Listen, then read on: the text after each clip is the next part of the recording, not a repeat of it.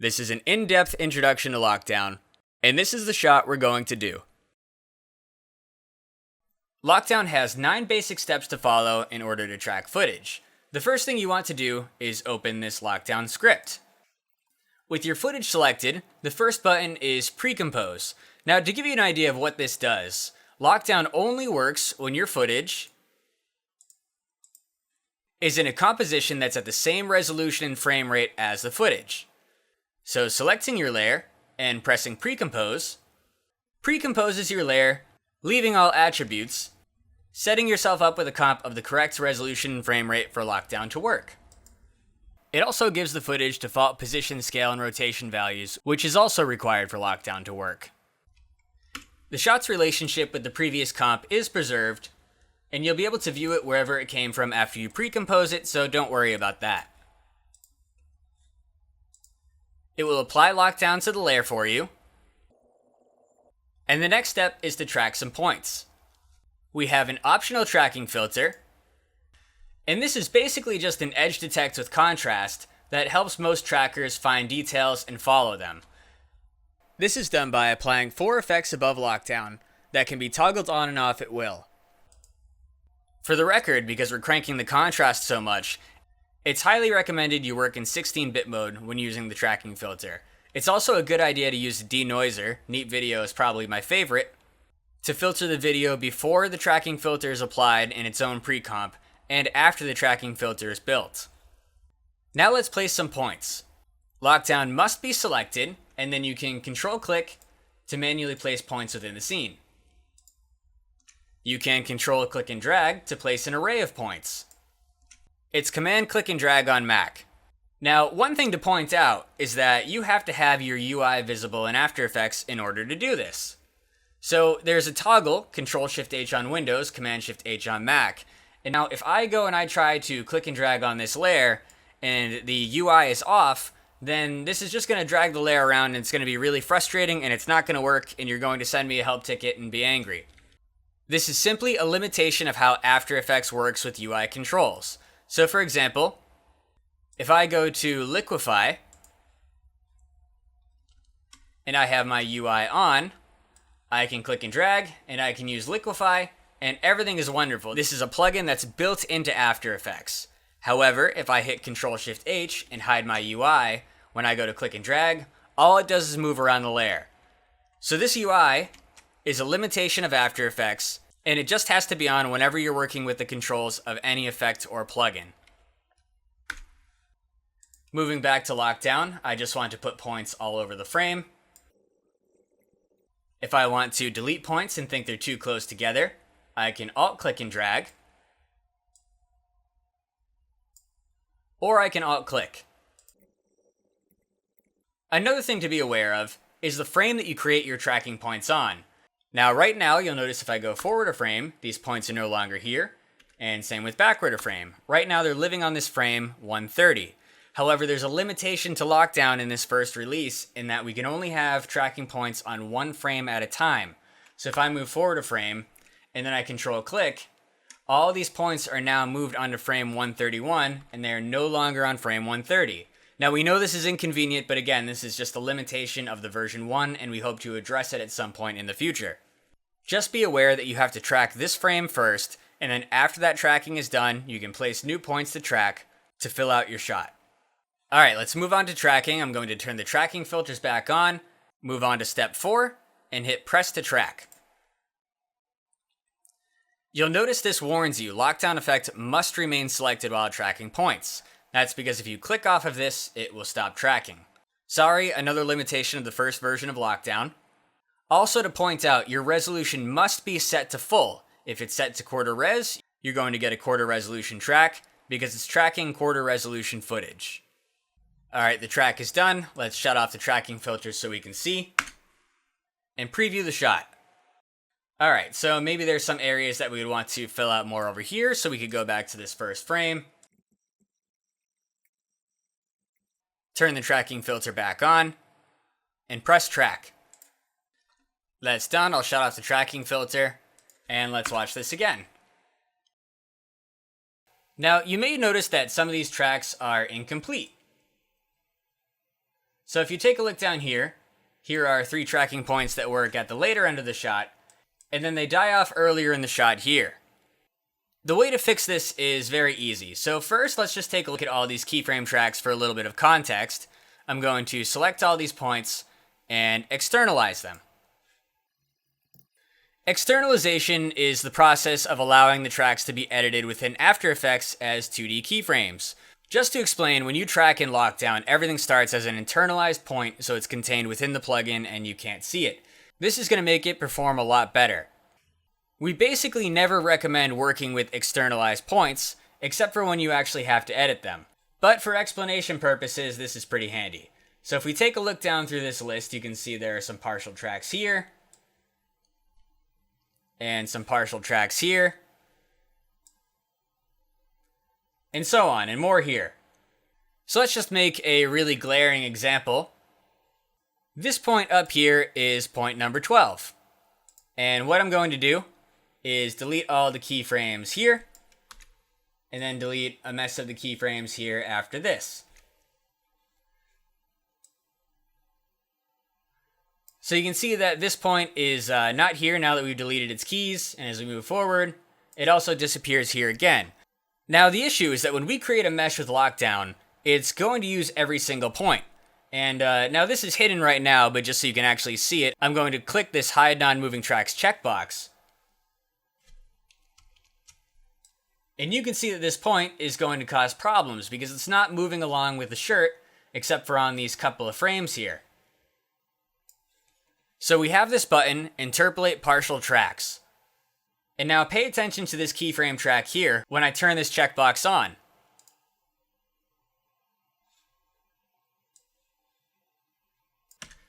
If you look now, this point is filling in these empty gaps using all of the points around it. So it's not going to disrupt your mesh. And if you take a look at these 3 points earlier that were empty, they're also following along with the points around them. So you pretty much always want to be using this Interpolate Partial Tracks. The good thing is, this is reversible. If I shut this off, it restores the keyframes to their uninterpolated state. Now, just one thing to keep in mind. As soon as you take these keyframes outside of Lockdown and onto different layers, Lockdown can't track which frames were interpolated and which ones were hard tracked. And you'll be stuck with those extra keyframes forever. So one really strong piece of advice I can recommend with Lockdown is, even though I externalized all of these points just to show you, for example, how there were partial tracks, I would highly recommend pretty much only working with tracks when they're internalized. When you have a track that needs to be edited or extended, you can externalize just that one point, work on it, and then re-internalize it. Only press this button, Interpolate Partial Tracks, when things are internalized because it's going to process much faster. And if you do external tracking, make sure to internalize before moving forward. So let's look at external tracking. I'm just going to internalize everything to clear the space. And now our externalized points are cleared up again. And all these tracks are back inside of the plugin. If we wanted to track an additional point, you can create a keyframe track any way you know how, maybe the easiest being track motion in After Effects. So we'll just say that we can track this point up here.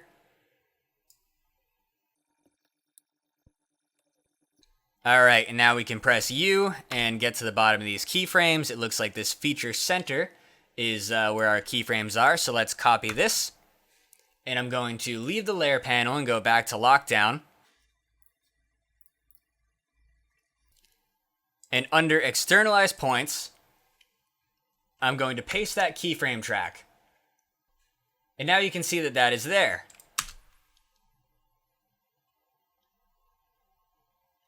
If you want to get points out of Mocha,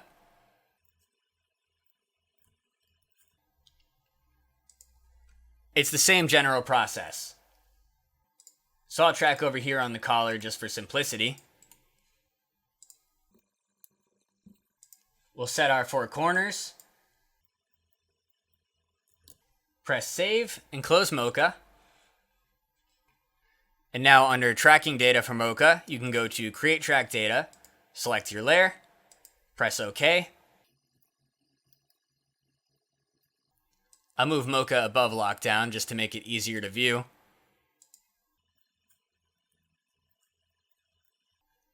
And I'll just add keyframes to these tracks here, so that way when I press U, I can see all my Mocha keyframes, and I can see my lockdown keyframes. So if you see Mocha here, there are the 4 corner points that are tracked. And now we can just cut and paste.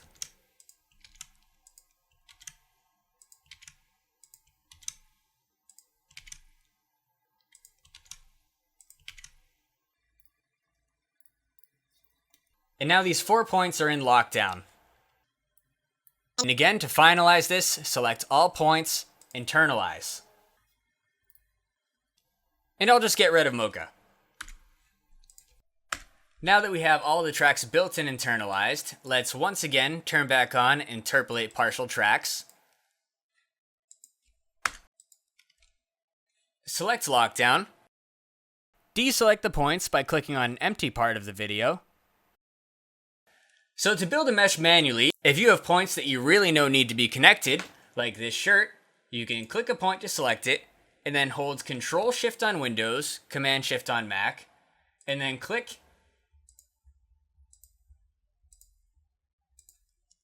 to draw some connections. You can create entire geometry this way. When the lines are green, that means geometry is formed. When they're white, it means it's just an edge and it won't render. It's usually advisable that you find the frame that you would like to apply textures to before creating the geometry. Scrubbing along, we probably want to find a frame that's flat, so the first frame's not bad. And then the last frame is actually pretty good too. So once you're done making manual connections, you can fill in the gaps using Auto Triangulate Mesh. Now notice how it respected my 2 quads up there, rather than triangulate them. So if you do have quads that you want to build that you feel need to render like quads, Auto Triangulate isn't going to cause problems there. For areas that might look strange, if you have edges that connect like this, you can just alt-click them to remove them. And now we have to apply the mesh. Apply mesh is a frame-dependent command. So when I push this button here, it stabilizes the mesh based on the position of these vertices at this time. Let me just play this. So you can see that this mesh is pretty well stabilized. There are some parts that are still wiggling a little bit. And what I would recommend at this point is, because this is stabilized from this perspective, get an idea of where your points are wiggling. So I can see a little bit of wiggle down here, and I can definitely see some wiggle in there, and a little bit over here. So you don't necessarily have to clear your mesh before you draw new points, but you can control, click, and drag over those areas.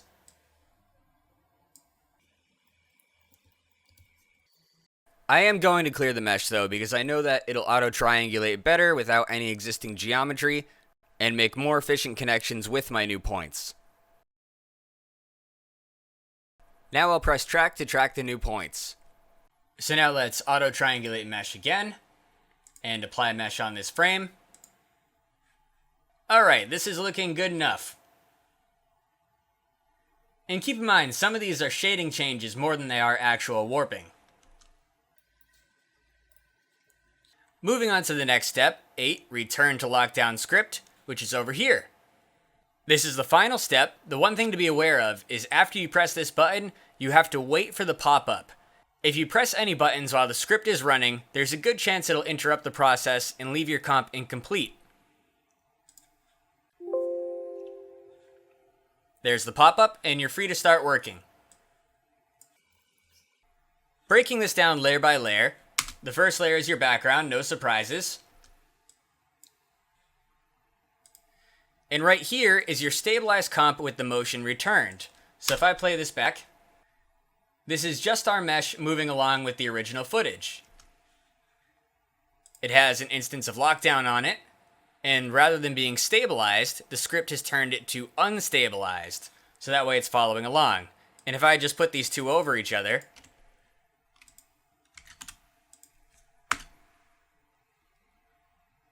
you can see that they're a perfect match. all of your work is going to happen inside of the stabilized comp. Starting again with the bottom layer.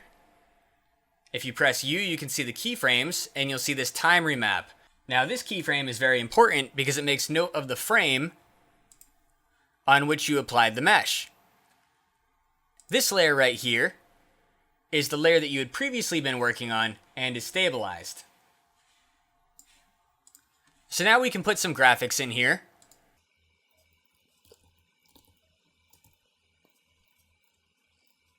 Keeping in mind that we should be working within the mesh boundaries. Now when we tab back and view this stabilized pre-comp in our main comp, your animation is locked down.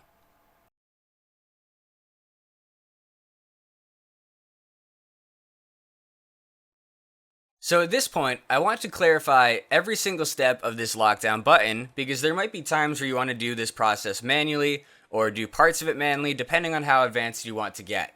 First, let's talk about how to unlock down a comp. In your main comp, where you press this lockdown button, scrub along and get to the first frame of it, go into your stabilized comp, and then find the layer which has lockdown on it. That's this one. Copy that, tab back to the comp that you were just in, paste that stabilized comp, and then delete the other layers. Now you're back to the stabilized state that you were in before you pressed the lockdown button. So let's go through steps one by one and show actually what this lockdown button does. At this point, you want to go to the frame that you stabilized on, so we know this was over here at the end. Then you can duplicate this layer. On the bottom here, remove all the effects and see how that aligns, and go to Time, Freeze Frame, and then set the opacity down to 50%. This just acts as a reminder of what frame you're stabilizing on. Then we have to make it a guide layer because this isn't supposed to render. And we can also label this Stabilized Reference Frame, which the script doesn't do, but whatever. The next thing we have to do is duplicate this again. This shouldn't be a guide layer, and we'll just call this background. And then make sure there's no time remap on there because this is going to be for your main comp actually just playing back. And the opacity for that should be 100%.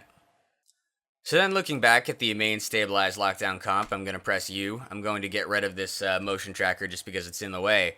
You'll see there's this lockdown internal keyframe time ref. We'll come back to this in just 1 second. But this is the frame you want your playhead to be on no matter where this thing landed. If you don't see this keyframe, then you have a problem, but we'll get to addressing that later and how that might have happened. Now you can select your lockdown instance and copy it, playhead over this frame, and then take these two stabilized layers, pre-compose them, moving all attributes into the new comp. Let me slide this over. Label it stabilized, and press OK. And then paste the instance of lockdown. Now if you press U, that should show the internal keyframe time ref, and that should land on the same frame that your playhead is on. And then go over here and press stabilized. So now if I solo this, this is just the reverse stabilization on this layer. And again, we have this background here, and they mix perfectly well, and basically all the things we just went over with what the script was doing. So that's how you unlock down a comp and how you lock down a comp manually. This also brings to the point, what if we want to make changes to the track? Well, there's two ways to do it, and this can get a little bit tricky, so you really have to think about it. So here, if you wanted to make changes to the mesh, let's say we just wanted to remove these. They were causing some overlap or artifact. Now this instance of lockdown is different from the stabilized instance of lockdown. If you take a look, this geometry is still here.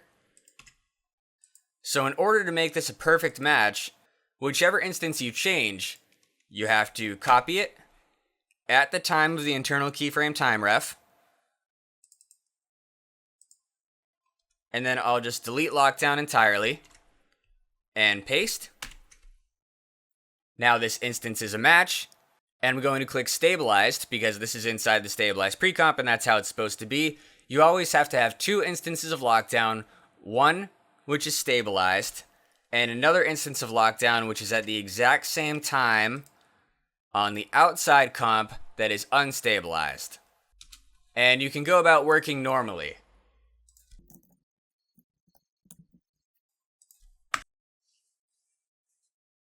Now, the last thing to go over is this internal keyframe time ref. So I'm going to start with a completely new shot here. And let's say that we set ins and outs here on the shot and there on the shot. And then we started tracking.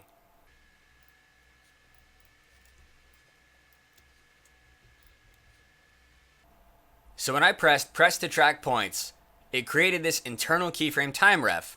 And if you take a look down here, I'll press U. It created it at the endpoint of the shot.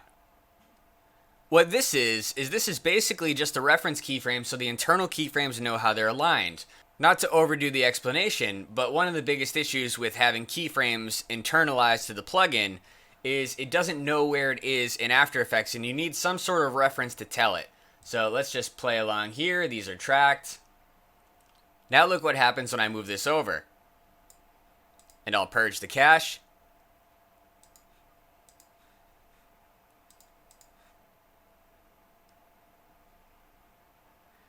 Now these keyframes are off in time because this has been moved and it shouldn't have been. It was intentionally placed at the beginning of the shot by the plugin, and all of these internalized keyframes in the plugin are dependent on where this is to know when they should show up. So I'll move this back here. And I'll purge the memory so this updates. Just to be clear, this internal keyframe time ref we didn't put in the programming so that way it would update when you moved it, because you're never actually supposed to move it yourself. But what if the ins and outs of a shot change? What if we do this? And what if we do that? Well, I'll scrub back a little bit, and I'll place some new tracking marks on this shot. And as I press track, you'll notice that this point was moved back to the endpoint of the clip, which is probably the most logical and safe place to keep it. Now when I play this, all the points have been realigned and are referencing this keyframe. The short summary is, you always want this keyframe to be at the endpoint of your clip. I'm just going to switch over to a project which is already tracked. And I'll scoot forward and mark the endpoint. When you press apply mesh on this frame, Lockdown will check your layer, find its endpoint, and move the internal keyframe time ref.